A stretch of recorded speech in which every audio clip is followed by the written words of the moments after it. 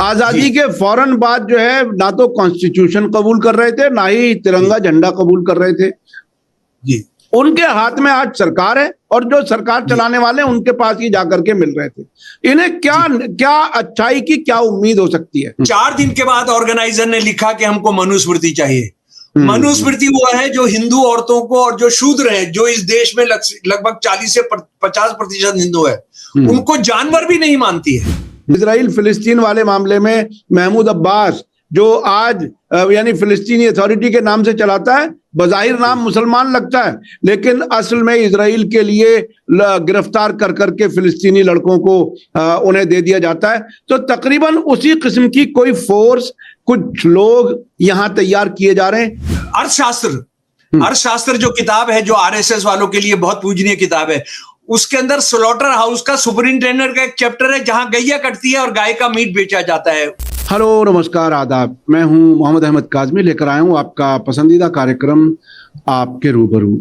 Media star world लगातार आपको international खबरें इसलिए दिखाता रहा है और दिखाता है कि आपको विदेशों की खबरें समझ करके अपने यहाँ क्या हो रहा है वो भी अच्छी तरह समझ में आए।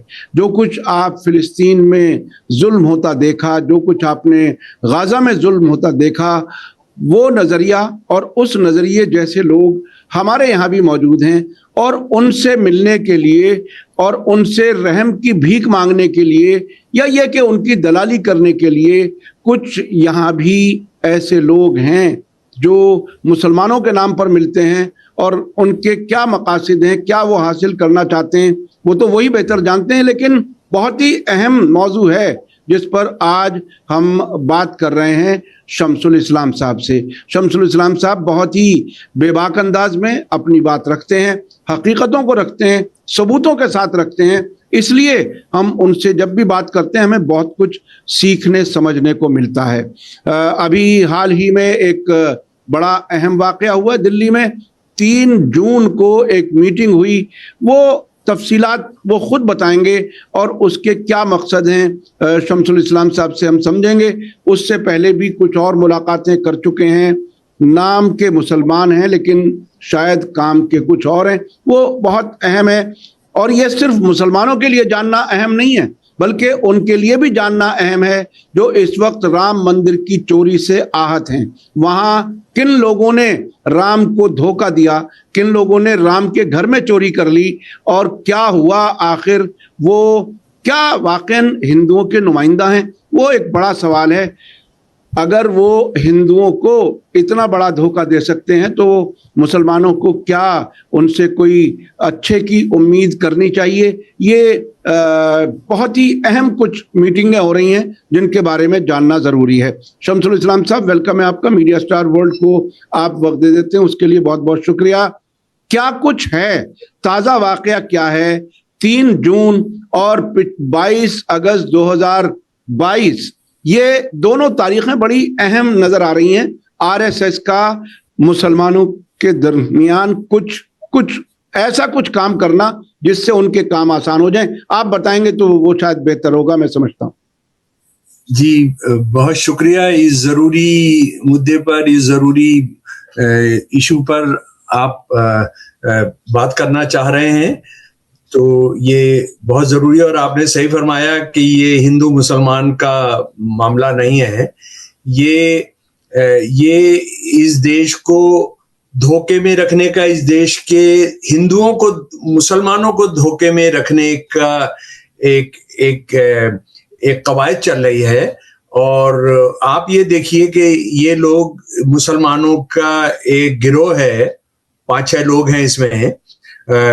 उसमें कौन कौन है? एक नजीब जंग साहब हैं जो बड़े सीनियर आईएएस रहे, लेफ्टिनेंट गवर्नर रहे हैं दिल्ली के, और दिल्ली के लेफ्टिनेंट गवर्नरी जो है वो खास ब्लू आइड बॉयज को ही मिलती है, मतलब ये किसी छोटे मोटे आदमी को नहीं मिलती है। ये उसके रहे, फिर उसके बाद वो जामिया के वाइस चांसलर रहे हैं। उसके बाद दूसरे साहब हैं वाईएस कुरैशी साहब, जिनको आप SIR और इस सब के खिलाफ बहुत बहुत बहुत क्रांतिकारी भाषण देते हुए आप सुन सकते हैं, SY कुरैशी साहब। और उसके बाद एक मेंबर पार्लियामेंट रहे हैं शाहिद सिद्दीकी साहब उनका नाम है। उनको खैर अगर आप उनको कभी मिलेंगे, उनसे पूछेंगे आप कितनी पार्टियों में रहे, कितनी पार्टी छोड़ी, कितनी पार्टी से निकाले गए, कितनी पार्टियां आपने छोड़ी, तो उसका वो हिसाब शायद नहीं बता पाएंगे। वो अपने सेक्रेटरी से आपको रुजू कराएंगे कि वहां चले जाइए। उसके बाद एक पूंजीपति हैं सईद साहब, सईद शेरवानी साहब, तो ये उसमें शामिल हैं। और उसके बाद एक लेफ्टिनेंट जनरल है जनाब, जो बहुत सीनियर मिलिट्री के पोस्ट पर है, लेफ्टिनेंट जनरल SU शाह साहब, जमीरुद्दीन शाह साहब। हाँ। और आप इनसे अगर वाकिफ होंगे तो आप जानते हैं कि बहुत दबाव में अटल बिहारी वाजपेयी की जब सरकार आई 2002 के कत्लेआम जो गुजरात में हो रहा था, तो उसके बाद इनकी कमांड में सेना भेजी गई थी। और वो जो सेना, ये था कि जाकर फौरन जहां कत्लेआम हो रहे हैं और जहां घर जलाए जा रहे हैं, लोगों को जलाया जा रहा है, हमला, बच्चियां जो है, मुसलमान बच्चियां, उनके पेट में त्रिशूल जा रहे हैं, तो वहां जाके कंट्रोल करें। लेकिन उनको एयरपोर्ट पर ही रखा गया सेना को, और उनकी वहां पोस्टिंग नहीं की गई। उनकी पोस्टिंग जो है मोदी सरकार के द्वारा नहीं की गई। और ये बाद में पता लगता है, मतलब उस बार जनरल जमीरुद्दीन शाह साहब ने कोई ऐसा प्रोटेस्ट किया, मुझे याद नहीं है। तो खैर ये मुसलमानों के लिए बहुत चिंतित होकर इन्होंने सबसे पहले 22 अगस्त 2022 को ये गए। RSS का जो हेडक्वार्टर है दिल्ली का, ये हम सब जानते हैं कि दिल्ली RSS के 2 हेडक्वार्टर हैं। हमारे देश की तो एक कैपिटल है, लेकिन RSS के 2 हेडक्वार्टर हैं, एक नागपुर में है और एक यहाँ पर है, जो 3 टावर्स का 300 कमरों से ज्यादा का है। टावर्स हैं, 3 महलनुमा टावर्स हैं। तो इसमें ये 22 अगस्त को मिलने गए और इन्होंने वहां पर जो सवाल उठाए वो भी मैं इनके अल्फाज में ही आपको बता देता हूं।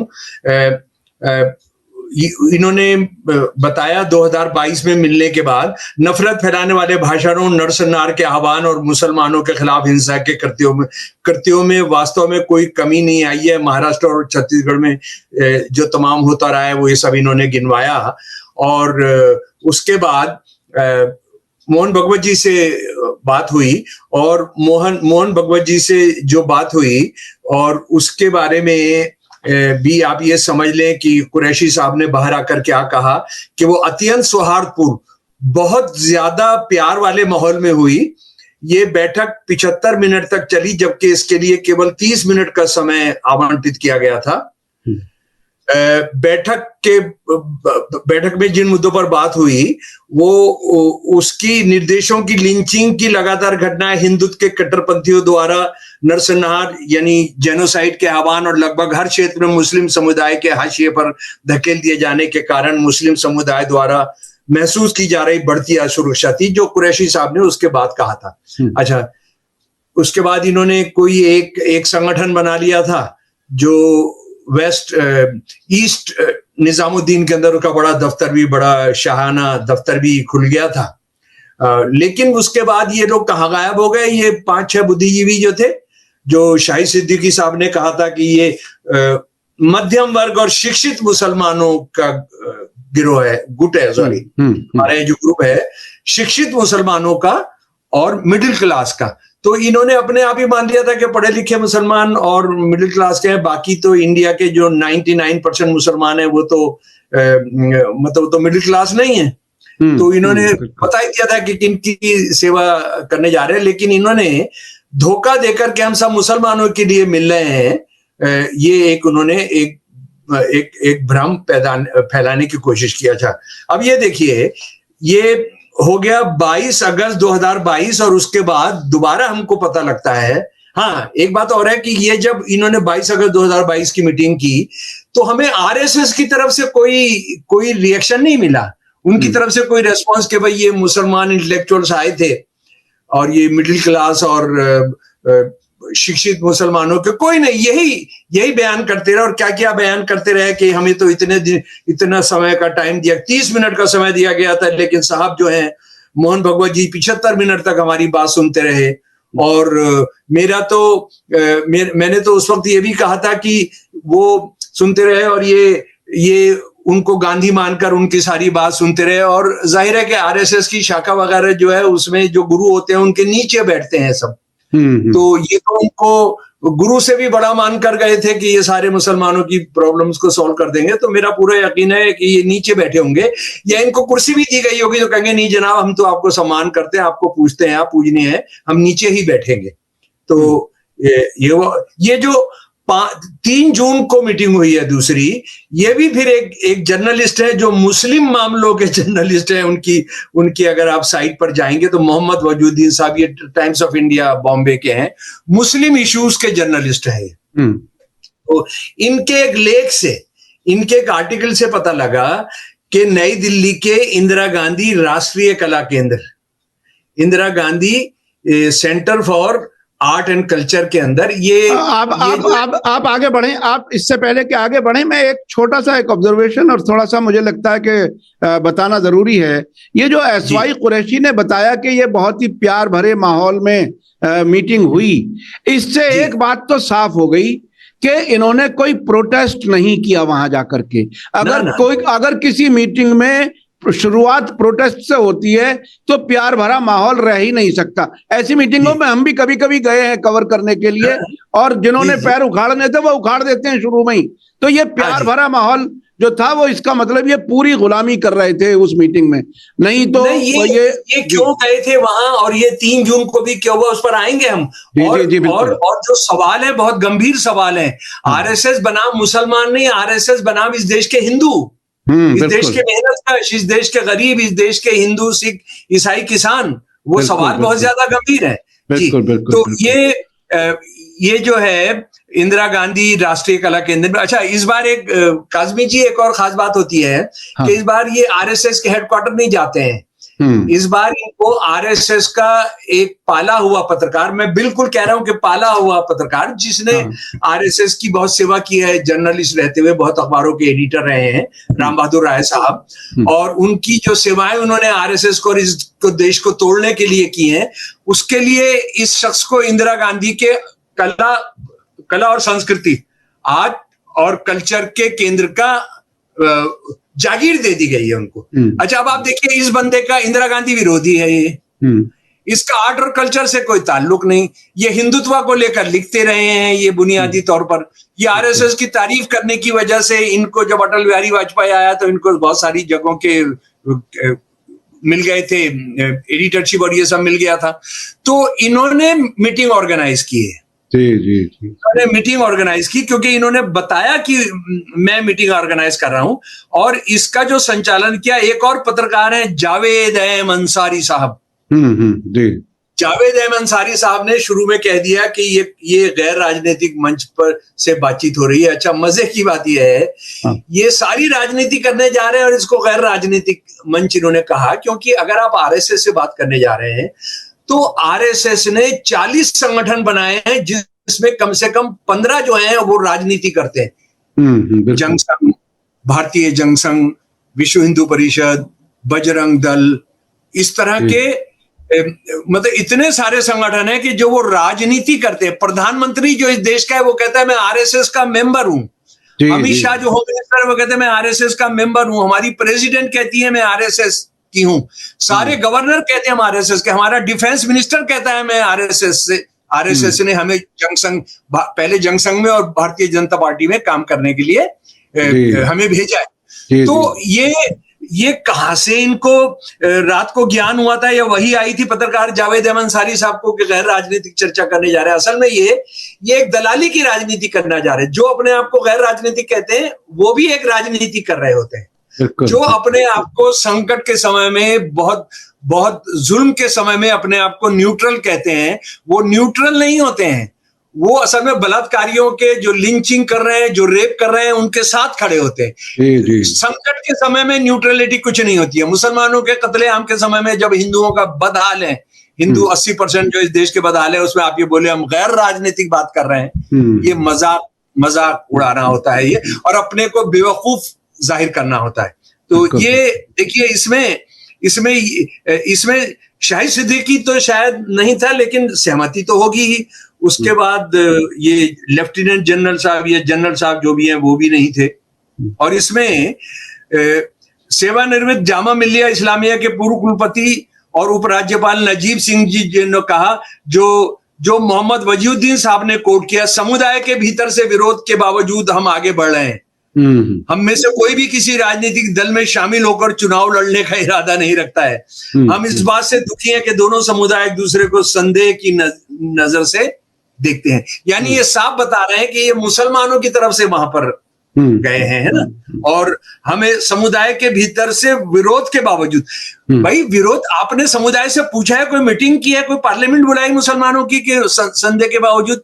और संदेह जो है मुसलमान ही नहीं, बहुत हिंदू कर रहे हैं। जब आप 22 में गए थे तब भी। उसके बाद जनाब वाइस कुरैशी साहब ने भी जो कहा वो सुन लीजिए। भगवत जी से मिलने पर 2022 में हमारे समुदाय के सदस्यों ने हम पर हमला किया, लेकिन हमारा मानना है कि केवल संवाद से ही हमें समाधान मिल सकता है। हमने भगवत जी से पूछा कि हिंदू राष्ट्र में मुसलमानों के साथ कैसा व्यवहार किया जाएगा। उन्होंने कहा कि मुस्लिम आबादी के बिना भारत की कल्पना नहीं की जा सकती। देखिए, पूरे आरएसएस के पिलाए हुए, आरएसएस ने जो भंग पिलाई है उसके हिसाब से ये बक रहे हैं। अब हम जरा सा इनकी जो दावे किए इन्होंने आरएसएस को लेके, जरा से उसको परखते हैं। परखें। हाँ बिल्कुल परखें, लेकिन साथ साथ ये भी मेरे ख्याल से दर्शकों को बताना जरूरी है कि जब ये खुद लोग कह रहे हैं कि हमारे मुखालिफ है, मुसलमान ही हमारे मुखालिफ हैं, इसका मतलब ये कि उनकी मर्जी के खिलाफ ये मिल रहे हैं। इसका मतलब ये भी है कि ये आरएसएस के लोगों ने ये मीटिंग प्लांट की और उन्होंने कह करके बुलाया कि आप आओ ताकि हम एक कोई पब्लिसिटी कर सकें, एक कोई बात चला सकें आपके जरिए। तो अच्छा, मैं चूंकि पत्रकार इतने लंबे अरसे से रहा हूं, ये जो प्लानर्स होते हैं ना, जो दिमाग होते हैं पार्टियों के, ये तय करते हैं कि अब हमें क्या मूव करना चाहिए। इसका मतलब ये बिल्कुल नहीं है कि इन मुस्लिम लीडर्स ने खुद मतलब इनिशिएट किया होगा, बल्कि इनसे कहा गया होगा कि तुम इनिशिएट करो, हम इस तरह से करेंगे, ऐसे मीटिंग होगी। क्या आपको नहीं लगता ऐसा? नहीं, बिल्कुल। ये मैं जो बाद में बात करना चाहता था, बहुत शुक्रिया, मैं इसको पहले कर दे रहा हूं कि देखिए, आज जो ये इनको 22, 23, 24, 4 साल के बाद जो फिर याद आया हिंदू मुसलमान एकता की, जब आरएसएस अपने सबसे घिनौने चेहरे के साथ इस देश के सामने। बिल्कुल। 2022 में भी जनता का जो हाल बुरा करके रख दिया गया था, और मोदी साहब की सरकार थी, और जो तमाम ये जो लॉकडाउन हो रहे थे, ये सब हो रहा था, उसके नतीजे के अंदर जो परेशानी थी, तो उनको चाहिए थे कि जो इनके स्लीपिंग सेल्स हैं आरएसएस के, मुसलमानों के बीच में, ईसाइयों के बीच में, सिखों के बीच में, उनसे कहा कि जरा निकलकर बाहर आओ, और उन्होंने उस काम को किया था। 3 जून का जो है ये बहुत इंपॉर्टेंट है, क्योंकि आरएसएस फंसा हुआ है, मोदी फंसा हुआ है, ये सरकार फंसी हुई है। यानी आज इस देश के हिंदुओं के साथ जो मोदी सरकार, जो आरएसएस की सरकार है, उन्होंने जो किया किसी से छुपा नहीं है। आरएसएस के चलाए जाने वाले, बीजेपी के चलाए जाने वाले स्कूलों में, सरकारी आंकड़ा है पार्लियामेंट में प्रस्तुत, 60,000 सरकारी स्कूल बंद किए गए। यूनिवर्सिटीज के अंदर यूनिवर्सिटीज बंद की जा रही है, डिपार्टमेंट बंद किया जा रहा है। 40% तक फैकल्टी नहीं है। SC ST वाले जॉब्स जो है वह है नहीं, सब कुछ डेली वेज पर कर दिया गया, कॉन्ट्रैक्ट पर सब कुछ कर दिया गया है। किसान आत्महत्या कर रहे हैं, बच्चियों के साथ रेप हो रहा है, हमारा देश जो है रेप कैपिटल बन गया है। तो उसमें हिंदू तो प्रोटेस्ट अभी कर नहीं रहे, हिंदू तो अभी हमारे साथ ही हैं, तो लेकिन इनको ये बताकर हिंदुओं को बताया जाए, देखो ये मुसलमान इतने बड़े बड़े अफसर, इतने बड़े बड़े लोग जो आरएसएस के नहीं है, लेकिन देखिए वो भी हमारे साथ खड़े हो रहे हैं। तो ये इसको हमारे तरीके से समझेगा। दूसरी बात यह, ये 3 जून का जो है, जो तमाम गजा में कत्लेआम किए हैं, जो ईरान के अंदर कत्लेआम किए गए हैं, जो किया जा रहा है, यानी उस पर हम कितना कहें कि जस्टिस मुरलीधर साहब ने तो जो बच्चों का जेनोसाइड खासतौर पर किया गया, उस पर जो रिपोर्ट आई है, उस पर बिल्कुल। जो रिपोर्ट आई है उस पर इनको कुछ नहीं कहना है, बल्कि उससे थोड़ा ध्यान बढ़ जाए, कोई नई हेडलाइन पैदा हो जाए। काज़मी जी, कोई जी, नई हेडलाइन, यानी ये इतने पत्थर के दिल के लोग हैं कि जिस दिन 3 जून को इन्होंने मीटिंग की है, उसी दिन 3 जून को हौज रानी के अंदर इतना भयानक आग लगी है जिसके अंदर 25 से 30 तक लोग मारे गए। इन्होंने उस दिन 30 जून को दोपहर के बाद जो एयर कंडीशन हॉल के अंदर इन्होंने मीटिंग की है, जिसमें इनको खूब वेजिटेरियन पुलाव और क्या क्या खिलाया गया होगा, तो उसमें इन्होंने उस पर एक शोक प्रस्ताव पास नहीं किया है, क्योंकि कम से कम मोहम्मद वजीउद्दीन साहब ने तो लिखा नहीं। मोहम्मद वजीउद्दीन साहब लिखा नहीं कि हम 2 मिनट के लिए मौन रखा, वहां जो 30-40 लोग मारे गए, और उसमें हिंदू मुसलमानों की एकता का, हिंदू मुसलमान एक दूसरे से लड़ रहे हैं। अरे उस दिन तो साबित हुआ था कि हिंदू मुसलमान एक दूसरे की मदद कर रहे हैं। बिल्कुल बिल्कुल बिल्कुल। लेकिन उसके बारे में बिल्कुल अच्छा, अब हम जरा सा 3-4 चीजों को हम समझ लेते हैं कि आरएसएस जो है वो मुसलमानों के साथ ये ना करे। ये क्या जानते हैं आरएसएस के बारे में, क्योंकि असल में ये आरएसएस के दलाल हैं। आरएसएस का इन्होंने पढ़ा नहीं है। मैं सिर्फ ये बता रहा हूं कि 15 अगस्त 1947 को देश आजाद हुआ और 14 अगस्त के अपने एडिटोरियल के अंदर ऑर्गेनाइजर, जो इनका अंग्रेजी का अखबार है, उन्होंने लिखा है वो लोग पागल हैं जो ये सोचते 14 अगस्त 1947 को कि वो लोग, उनका दिमाग खराब हो गया जो लोग ये कहते हैं कि हिंदू मुसलमानों ने मिलकर ये देश बनाया है। 14 अगस्त 1947 की बात कर रहा हूं मैं। ये सिर्फ हिंदू धर्म, हिंदू विचारों, हिंदू संस्कृति, हिंदू भावनाओं पर यह देश बनेगा। उससे पहले 1939 में जो आरएसएस का सबसे बड़ा जो ये सब पाले हुए हैं, ये गोलवलकर के पाले हुए हैं, ये सब मोदी जी खुद कहते हैं कि मेरे को राजनीतिक नेता जो बनाया वो गोलवलकर ने बनाया, जिसको हम दुश्मनी का गुरु भी कहते हैं। उसने 1939 में किताब लिखी जो ये कहा कि मुसलमान और ईसाइयों के साथ वही करना है जो हिटलर मुसोलिनी ने यहूदियों के साथ किया था। ये वही आदमी है जिसकी सन 1965 के अंदर किताब आती है जो हिंदुस्तान की सारी भाषाओं में, बंच ऑफ थॉट, हिंदी में विचार नवनीत, जिसके अंदर चैप्टर 16 के अंदर है कि नंबर 1 दुश्मन है मुसलमान, नंबर 2 दुश्मन है ईसाई। इनको हमने खत्म करना है। और इनको इन मुस्लिम इंटेलेक्चुअल सो कॉल्ड, इनको बिल्कुल वो कुछ नजर नहीं आ रहा है। देखिए आरएसएस के तो बाकायदा वो माफी नामों की भी बातें आपने तो बड़े सबूत दिए थे अब से पहले, जिसके बारे में राहुल गांधी ने बात उठाई थी कुछ साल पहले।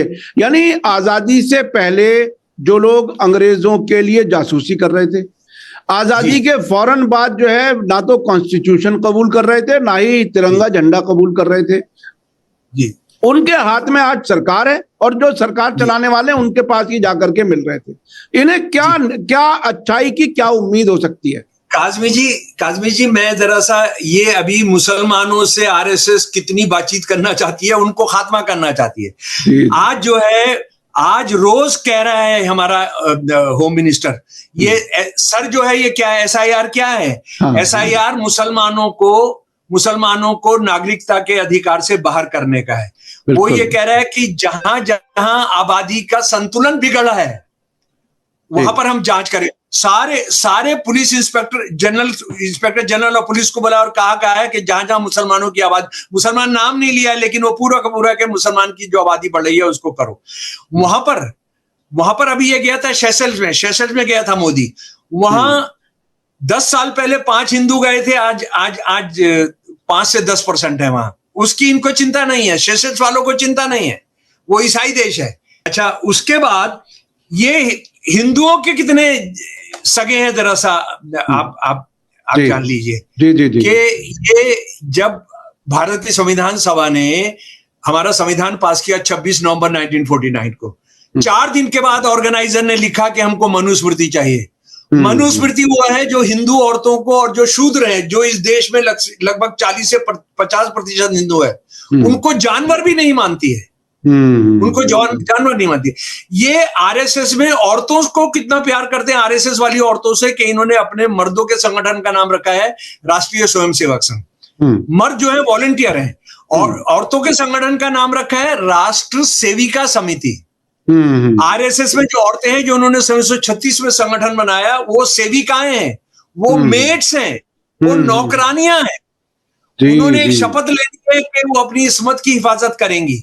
जो मेंबर है, मर्द मेंबर है, उनको नहीं लेनी है ये, उनको नहीं लेनी है ये शपथ। भाई अगर किसी हमारे आरएसएस की, हमारी राष्ट्र सेविका समिति की बच्ची की कोई इस्मत लूटता है तो कोई मर्द ही लूटेगा ना। हाँ, जाहिर है। तो और वो मर्द आरएसएस का मेंबर भी हो सकता है, तो आप आरएसएस के मेंबर से भी शपथ दिलाइए। अच्छा, उसके बाद आपने क्या किया है? आपने गांधी को मारा, उसके बाद आरएसएस से जुड़े हुए संगठनों ने जो 4 लोग मारे, कोई लीडिंग मुसलमान या ईसाई नहीं मारा है। इन लोगों ने जो 4 लोग मारे हैं, सुन लीजिए, एमएम कलबुर्गी साहब, हाँ, उसके बाद अपनी मैडम, हमारी बहादुर महिला गौरी लंकेश, उसके बाद हमारे वो इतिहासकार महाराष्ट्र के गोविंद पंसारे, उसके बाद हमारे एमएम कलबुर्गी। ये जो लोग मारे गए, ये वो लोग हैं जो आरएसएस के ब्राह्मणवादी, जो हिंदू धर्म की एक्सप्लेनेशन है उसको ये मानते नहीं। उनको ये, उन्होंने इनको मारा है। और उसके बाद सारी नौकरियां, सारे कारखाने, जो नए अभी कोड आया है एम्प्लॉइज के, वर्किंग क्लास के, वो 80% से ज्यादा हिंदू जो है मजदूर हैं, कारखानों में काम करते हैं। उनके सारे काम आपने बंद कर दिए। सारे छोटे धंधे जो आपने नोटबंदी की थी, जो आपने लॉकडाउन किया था, सारे के सारे हिंदू छोटे धंधे सब बंद हो गए। वो जो जिनकी दुकान थी वो रिक्शा चलाने लगे। तो जो हिंदुओं के सगे नहीं हुए वो किसी के कैसे हो सकते? अच्छा, एक बात और है, एक बहुत इंपॉर्टेंट बात है कि ये बड़े अफसर रहे हैं, इसमें से 3 आदमी तो बहुत ही बड़े अफसर हैं। हाँ। तो ये जो कह रहे हैं, इनका क्या है कि जो आरएसएस बीजेपी को चला रहा है, मोदी को चला रहा है, तो हम जहां स्रोत है गंदगी का, जो गुंडागर्दी का स्रोत है, हम उसी से जाके क्यों ना बात कर लें। तो ये एक आर्गुमेंट हो सकता है। लेकिन इसका मतलब ये होगा कि जब ये चीफ इलेक्शन कमिश्नर थे, या ये नजीब साहब जब लेफ्टिनेंट गवर्नर थे, या जनरल साहब जब थे, तो इनके पास, यानी नजीब जंग के पास दिल्ली में जब लेफ्टिनेंट गवर्नर थे, तो कुछ मुसलमान आए, उन्होंने कहा जी हमारी बस्ती को लूट रहे हैं, हमारी लड़की को आरएसएस के गुंडे लफंगे, बजरंग दल के लफंगे वो छेड़ रहे हैं। तो ये जरूर उसको कहते होंगे, नहीं भाई देखिए ऐसा है, इससे सौहार्द बिगड़ जाएगा हिंदू मुसलमानों के बीच, तुम जाकर वो जो है बलात्कारी जो है, गुंडे हैं जो छेड़छाड़ कर रहे हैं, उनसे तुम जाके थोड़ा आपस में तय कर लो। यानी वो खुलेआम लड़की ना छेड़े, तो इन मुसलमानों ने क्या करना होगा नजीब जंग के हिसाब से, कि तुम हफ्ते में एक बार अपनी एक लड़की सब मिलकर एक लड़की उनको पेश कर दो छेड़ने के लिए। ये भी यही कर रहा होगा, वाईएस कुरैशी भी यही करेंगे, ये भी यही करेंगे कि अगर कोई गांव के लोग आए, दलित बहुजन आए कि जनाब हमको वोट नहीं देने दे रहे हैं, तो ये क्या जवाब देंगे? अरे यार जाके उनसे बात करो यार, ये आपस में झगड़ा हो जाएगा। जैसे आज सुप्रीम कोर्ट कह रही है ना, ये शिकायत हमारे पास लेकर मरता हो। कल ही सुप्रीम कोर्ट में गया, जिसमें एक मुसलमान जज है, वो कोई आया कि वो वहां बहुत गुंडागर्दी की जा रही है, तो उन्होंने कहा कि ये आप भड़काओ मत। जी। और हिंदुत्व कोई आपके साथ मार पिटाई करे, रेप करे, तो उसके शिकायत न करो, उससे हिंदू मुसलमान के रिश्ते खराब हो जाएंगे। ये जो लोग हैं, ये वही कर रहे हैं। यानी आप खामोशी से पिटते रहो, खामोशी से अपनी इज्जत लुटवाते रहो, खामोशी से बुलडोजर चलवाते रहो, लेकिन बोलो स्टेट कुछ नहीं करे, इंडियन स्टेट कुछ नहीं करेगी, मैं इलेक्शन कमिश्नर कुछ नहीं करूंगा, मैं लेफ्टिनेंट गवर्नर कुछ नहीं करूंगा, मैं जनरल आर्मी का कुछ नहीं करूंगा, शाही सिद्दीकी मेंबर पार्लियामेंट कुछ नहीं करेगा, जाकर उससे कर लो। तो इसका मतलब यह है, पाकिस्तान और बांग्लादेश जहां पर जो इस्लामिस्ट हैं, जो कट्टरवादी इस्लामी गिरोह हैं, जिनको भारत सरकार भी बहुत कहती है कि हम इनको मारेंगे और इनको गिरफ्तार करेंगे, तो वो जब वहां ईसाइयों को, जो दूसरी माइनॉरिटीज हैं, हमारे शिया हैं, हमारे अहमदिया हैं, तब उनको मारे, हमारे ईसाइयों को मारे, उनकी बच्चियों को रेप करें, तो पाकिस्तान और बांग्लादेश की सरकार को कहना चाहिए अपने आप तुम उनसे जाके तय कर लो।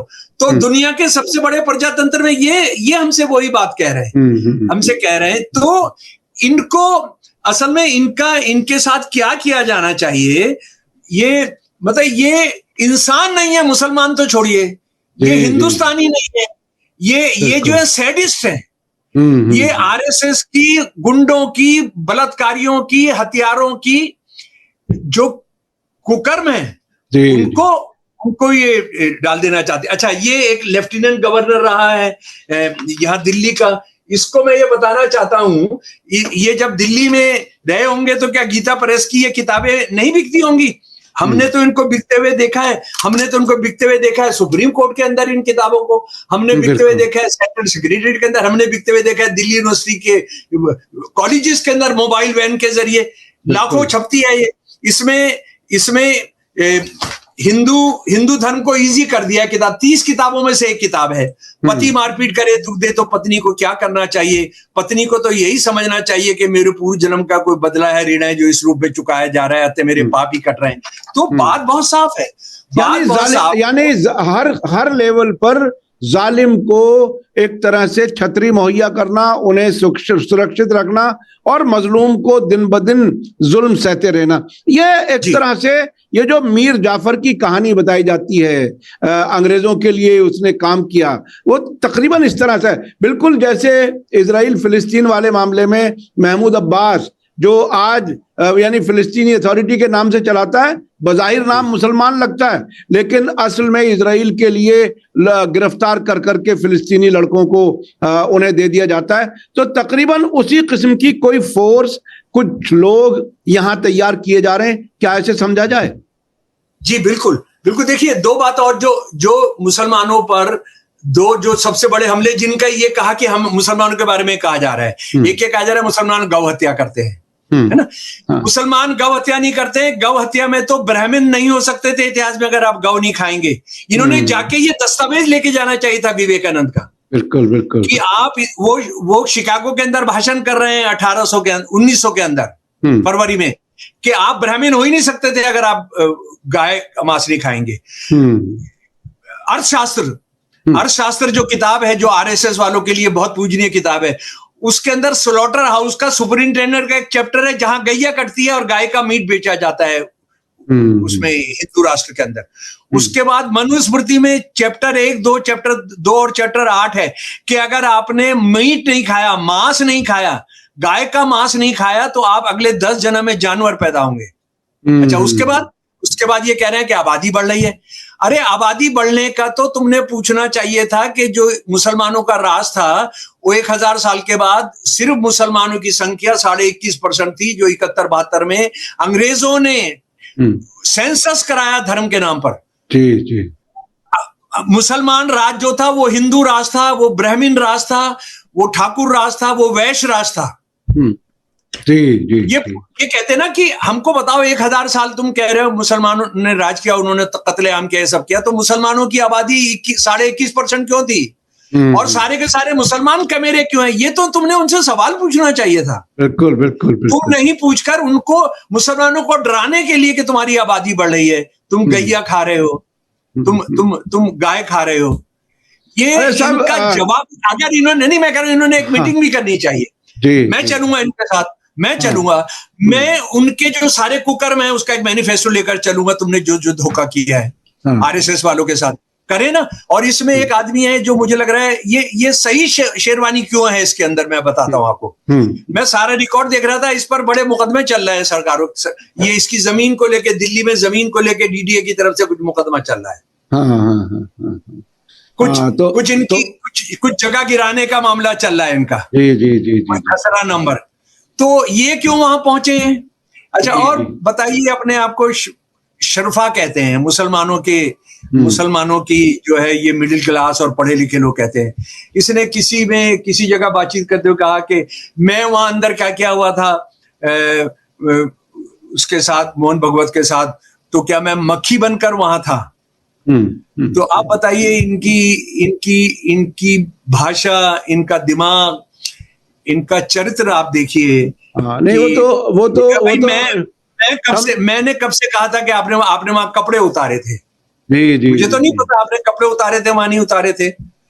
मैं तो ये कह रहा हूं कि आप जिस तरह से तारीफ कर रहे हैं, तो आप जो है उनके शिष्यों के तौर पर ही आप बैठकर और आप बराबर बोल रहे हैं कि उन्होंने हमको इतना टाइम दे दिया, हमको हम 30 मिनट का था और हमको 50 मिनट दे दिया, और उन्होंने कहा मुसलमानों के बिना इस देश की कल्पना नहीं की जा सकती। ये जो है, तुम ये बंच ऑफ थॉट लेकर जाते, तुम ये विचार लेकर जाते, तुम कहते सेक्टर 16 चैप्टर 16 के अंदर तुमने लिखा है कि मुसलमान नंबर 1 है, नंबर 1 है जिनको खतरा है, जिनको खत्म करना है। तो आरएसएस के सुधरने का कोई चांस हो सकता था? आरएसएस को सवाल खड़े करते, और आरएसएस पर जब सारे देश में थूथू हो रही है, भगवान राम को नहीं छोड़ा। अच्छा, आखिरी बात जनाब, इन्होंने 3 तारीख को ये बताया कि सारे देश के अंदर, ये हर डिस्ट्रिक्ट के अंदर और हर बड़े शहर के अंदर, कैपिटल के अंदर, ये सिटीजन्स फॉर फ्रेटर्निटी का ऑफिस खोलने जा रहे हैं। ये मैंने काउंट किया है जनाब, ये सारा मिलकर होता है 830। जी 30 राज्य हैं, 800 हमारे यहाँ डिस्ट्रिक्ट्स हैं। हाँ जी, जिले हैं। हाँ, ये कहां से आएगा पैसा भाई, हमको बताइए तो सही। जी। इसका मतलब है कि आपको बड़े पैमाने पर पैसा दिया गया है।